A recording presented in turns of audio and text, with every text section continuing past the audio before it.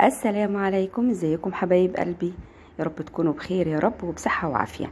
تعالوا نعمل مع بعض الكشري الجميل المفلفل اللي انتوا شايفينه ده، ونعمل جو محلات الكشري. الطماطم بقى المخللة وحاجة ايه، البصل كان تحفة تحفة يتاكل لوحده. طب ايه رأينا ايه رأيكم ندخل ونشوف اسرار محلات الكشري؟ تعالوا كده. اول حاجة نعملها العدس ابو جبة، نحطه كده في مية سخنة عشان مستعجلين. لو مش مستعجلين نحطه في مية عادية ونركنه على جنب. معانا البصل، بصلايه كده حلوه كبيره، نقطعها رفيع جوليان، وبعد كده نعفره بايه، معلقه دقيق ومعلقه نشا عشان يطلع مقرمش وجميل. هنا معايا كميه من الزيت، كميه حلوه كده علشان نشتغل بيه اكله الكشري كلها.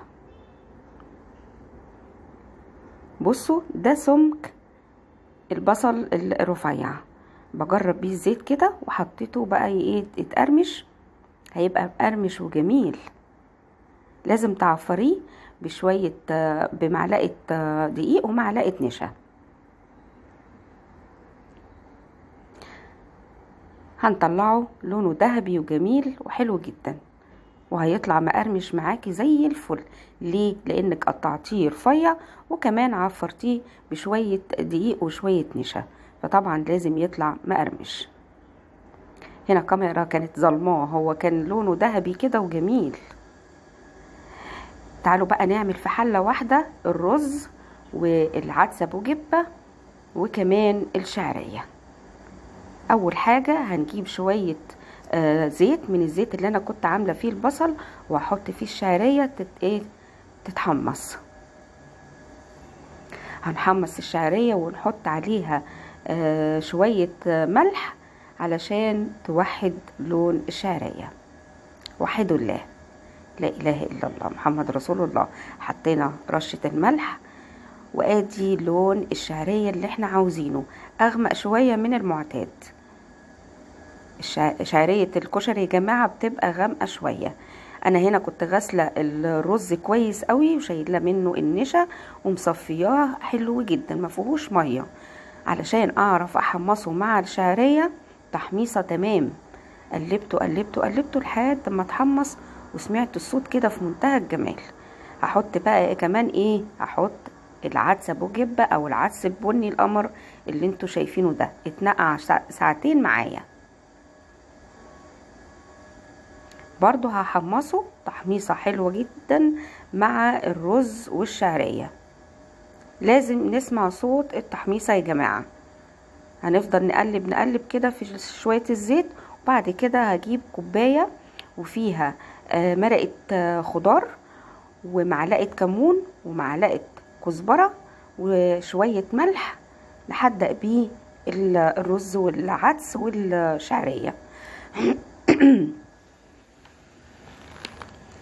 طبعا هنحط كميه الميه المناسبه يا دوبك مغطيه الرز علشان خاطر ما يعجنش معايا. ما تكتروش الميه يا جماعه، صدقوني هيطلع معاكم مفلفل حلو جدا جدا جدا. طبعا غطيته وحطيته على النار، نار هاديه، وسبته بقى يستوي براحته. جبت هنا كوبايه فيها معلقه توم، هنعمل هنا الدقه، ونحط معلقه كمون ومعلقه كزبره ناشفه، وعصرت كمان ليمونه. ممكن تعصري ليمونه ليمونتين على حسب كميه الميه اللي انتي حطاها. يبقى حطينا توم وكمون وكزبره وليمون ونص كوبايه خل. يبقى هي دي الدقه اللي نستخدمها، وطبعا الملح اللي احنا هنحدق بيه الدقه، وهنركنها كده على جنب لما نيجي نستخدمها بقى في الكشري. برضو جبت شوية زيت من اللي كنت محمرة فيهم البصل. زيت البصل يا جماعة ما ترموهوش، هتستخدميه في كل اكلاتك. هنعمل هنا بقى الصلصة.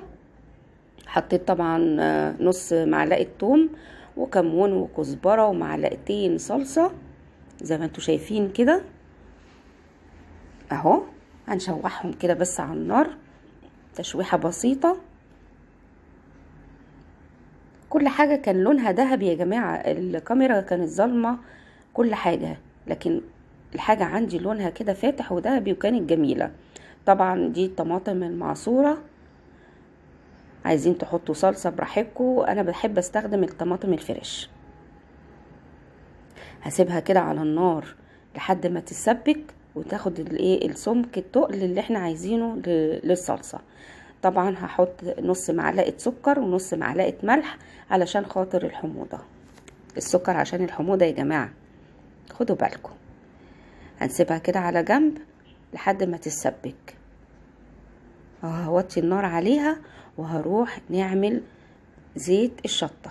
الاول هنسلق المكرونة، جبت شوية مية حطيتهم على النار وحطيت عليهم شوية ملح بس مش اكتر من كده، وجبت المكرونة الصغيرة حطيتها الاول، وبعد 3 دقايق حطيت المكرونة الاسباجيتي. امشوا بالخطوات دي واحدة واحدة، صدقوني هيطلع معاكم كشري والله ولا اجدعها محل كشري. بعد 3 دقايق سقطت المكرونة الاسباجيتي.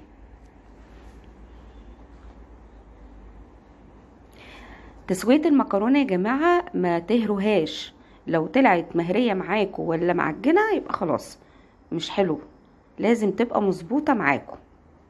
طبعا حطيتها على جنب كده وعليها معلقة زيت المكرونة بعد ما طلعتها. هنا حطيت بقى شوية زيت برضو وحطيت معلقتين شطة. بقى هنا هنعمل زيت الشطة، وخلي بالكم الريحة كانت فظيعة، يبقوا البسوا ماسك يعني. سبتها على النار تغلي، ده زيت وشطة فقط. حطيت هنا بقى ربع يعني شوية كده من الدقة اللي انا كنت عاملاها، حطيت شوية اهو الدقة اللي انا قلت لكم عليها، اللي هي كانت توم وكمون وكزبرة وملح وليمون وخل شوية الحاجات الجميلة دي الصلصة اهي. طفيت عليها، هاخد منها بس معلقتين وهحطها هنا اهي في زيت الشطة. شايفين زيت الشطة سهل جدا بس صعب جدا في الريحة، خدوا بالكم. اللي عنده حساسية في الصدر ما يعملهاش او يلبس بقى ماسك. هنا الرز خلاص خلص معايا، بقى مفلفل وجميل جدا جدا جدا، وكان مظبوط يعني حلو قوي قوي قوي، كان يتاكل لوحده والله.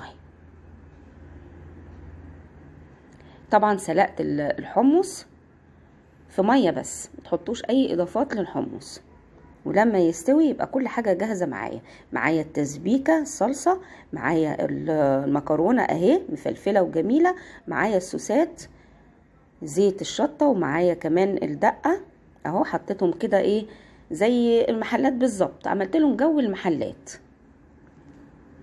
كل حاجه جاهزه، كل حاجة كانت جميلة، والكشري طلع تحفة تحفة تحفة. اتمنى ان طريقتي تكون عجبتكم، وتعملوا شوية طماطم مخللة كده طبعا بالثوم والكمون والليمون، حاجة كده وهم، والمخللات بقى. واقول لكم سلام عليكم، ويا رب الاكلة النهاردة تكون عجبتكم. ما تنسوش اللايك. مع السلامة.